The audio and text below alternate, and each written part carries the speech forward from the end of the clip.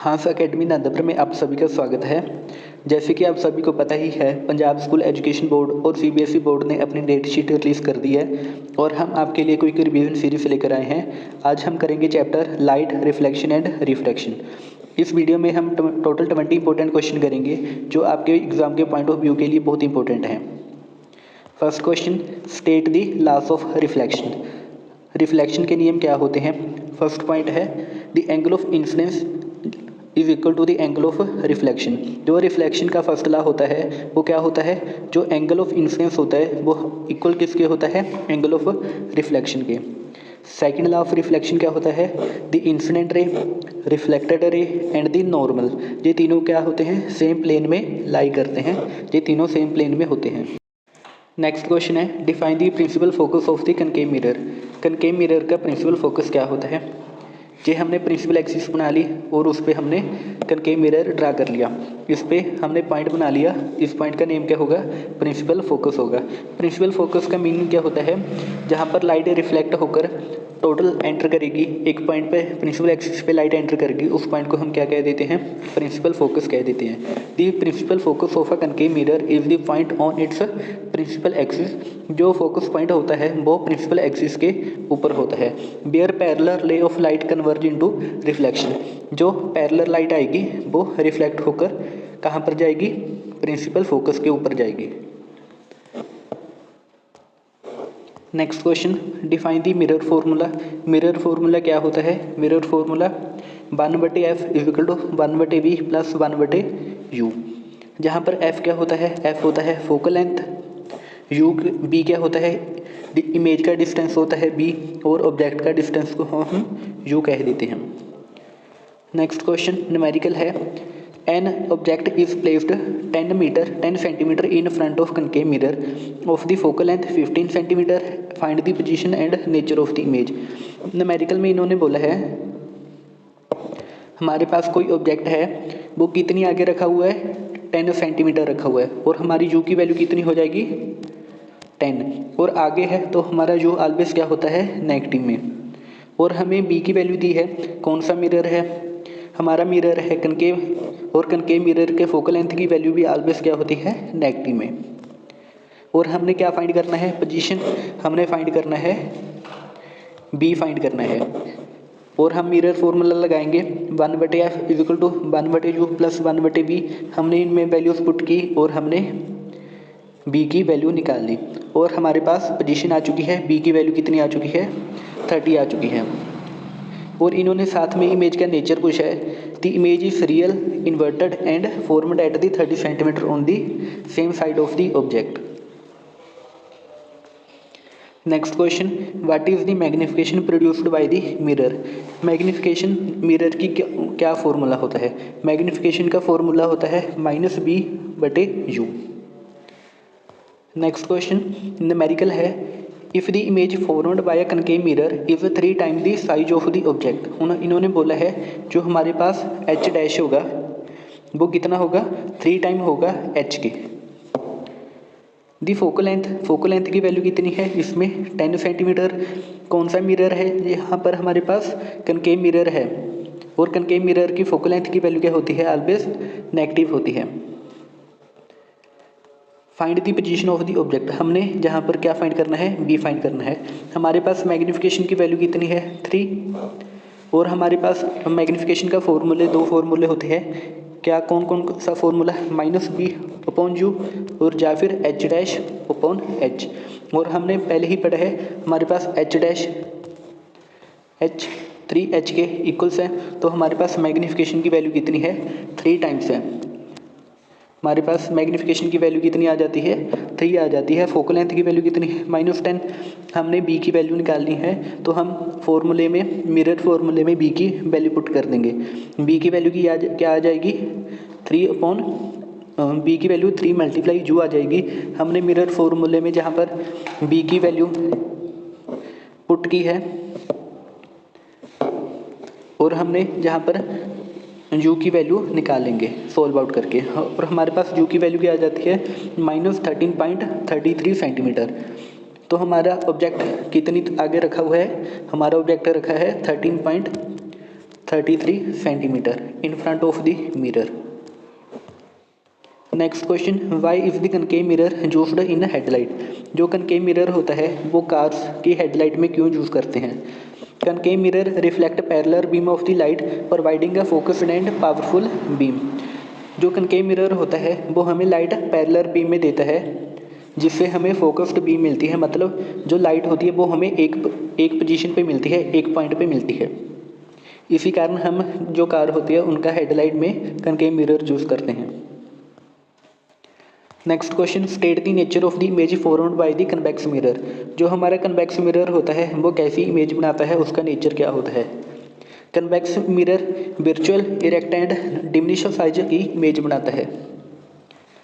Next question numerical है, a convex mirror है ऐसा 20 फोकल लेंथ ऑफ 20 सेंटीमीटर। जो हमारा कन्वेक्स मिरर होता है उसकी फोकल लेंथ कितनी होती है, 20 सेंटीमीटर होती है।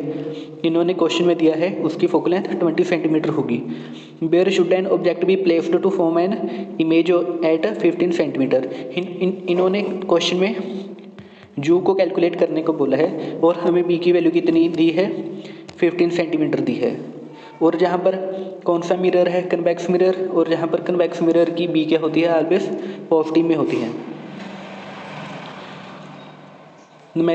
हमें फोकल लेंथ की वैल्यू पता है, बी की वैल्यू पता है, हम मिरर फार्मूला में वैल्यूज पुट करते हैं, कैलकुलेशन करने के बाद हमारे पास यू की वैल्यू क्या आ जाती है, -60 आ जाती है। The object is placed centimetre in front of the mirror. जो ऑब्जेक्ट है वो कितनी आगे रखा होगा, 10 सेंटीमीटर आगे रखा होगा मिरर के। नेक्स्ट क्वेश्चन है, what is the focal length of a plane mirror. Focal length क्या होती है प्लेन मिरर की, उसकी कितनी वैल्यू होगी, उसकी वैल्यू होगी इन्फिनिटी। नेक्स्ट क्वेश्चन है, हम अब क्वेश्चन आएंगे रिफ्लेक्शन के। फर्स्ट क्वेश्चन है, state Snell's law of reflection. Snell law क्या होता है रिफ्लेक्शन का। स्नेल लॉ का फॉर्मूला होता है, स्नेल लॉ का फॉर्मूला होता है sin I बटे sin R। और sin I क्या होता है, angle of incident. sin R क्या होता है, angle of refraction. Next question है, define absolute refractive index. Absolute refractive index क्या होता है, the ratio of the speed of the light in vacuum.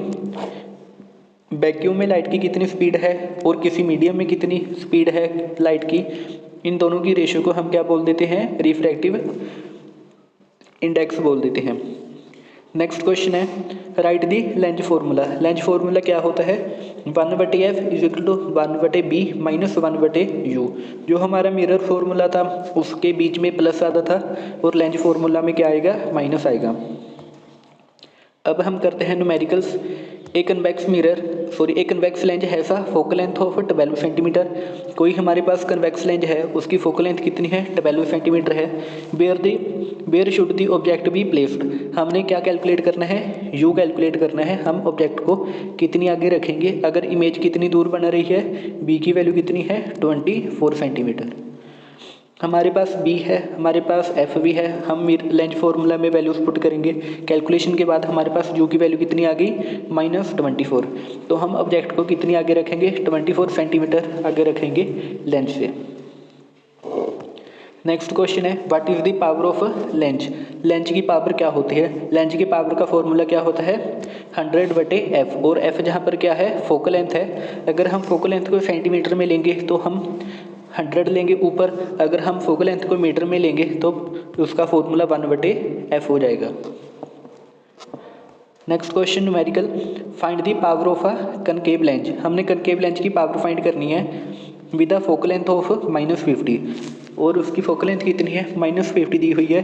तो हमारे पास फॉर्मूला है P = 100/फोकल लेंथ। फोकल लेंथ की वैल्यू -50 हमने कैलकुलेट किया तो उसकी वैल्यू कितनी आ गई, -2 डायोप्चर आ गई। और डायोप्चर क्या होती है, पावर की यूनिट होती है।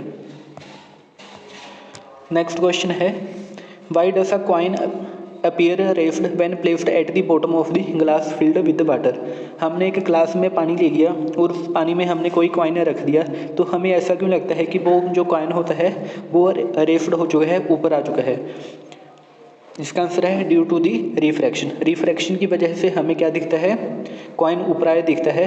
The apparent depth is lesser than the real depth, जो हमें लेंथ अपीयर होती है वो हमें लेस दिखती है as compare to the real depth. Next numerical है, a ray of light passes from the air to glass. हमारे पास कोई लाइट की रे है, वो एयर टू ग्लास में जा रही है, जिसका रिफ्रैक्टिव इंडेक्स कितना है 1.5 और एंगल ऑफ इतना है 30। Find the angle of refraction. हमने क्या कैलकुलेट करना है, रिफ्रैक्शन का एंगल कैलकुलेट करना है। हमारे पास स्नेल लॉ था, स्नेल लॉ का फॉर्मूला है n is equal to sine I बटे साइन आर।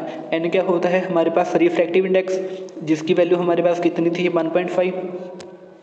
लाइट आ रही है, लाइट आने का एंगल, इंसिडेंट का एंगल कितना है 30 डिग्री, और हमने क्या कैलकुलेट करना है, साइन आर कैलकुलेट करना है। और हमारे पास साइन 30 की वैल्यू कितनी होती है 0.5, और हमने कैलकुलेशन करने के बाद आर की वैल्यू कितनी निकाली 19.5 हमने कैलकुलेशन की, और हमारे पास एंगल ऑफ रिफ्रैक्शन कितना होगा 19.5 डिग्री एंगल। नेक्स्ट क्वेश्चन है, state the relation between critical angle and refractive index. Critical angle और रिफ्रैक्टिव इंडेक्स में क्या रिलेशन होता है, जे इनवर्सली प्रोपोर्शनल होते हैं एक दूसरे के। Sign C equal to 1/n, और जहाँ पर साइन सी क्या है क्रिटिकल एंगल और n क्या है जहाँ पर रिफ्रैक्टिव इंडेक्स है। और आज की वीडियो का हमारा last question, what is the total internal reflection. Total internal reflection क्या होती है, गिव वन एप्लीकेशन, और हमने इसकी एक एप्लीकेशन बतानी है, कोई यूज़ बताना है।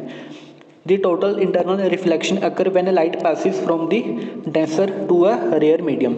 टोटल इंटरनल रिफ्लेक्शन क्या होती है, जब लाइट डेंसर मीडियम से रेयर मीडियम को जाएगी, and the angle of incident exceed the critical angle.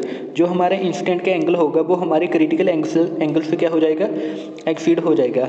J total internal reflection किस में होती है, डायमंड्स में होती है, जिसकी वजह से डायमंड क्या है बहुत ज़्यादा शाइन करता है। इसकी एप्लीकेशन क्या है, ऑप्टिकल फाइबर जो total internal reflection to transmit light signal over long distance. जो हमारी ऑप्टिकल फाइबर्स है जिससे हमारा इंटरनेट चलता है, उसमें हम टोटल इंटरनल रिफ्लेक्शन का यूज़ करते हैं।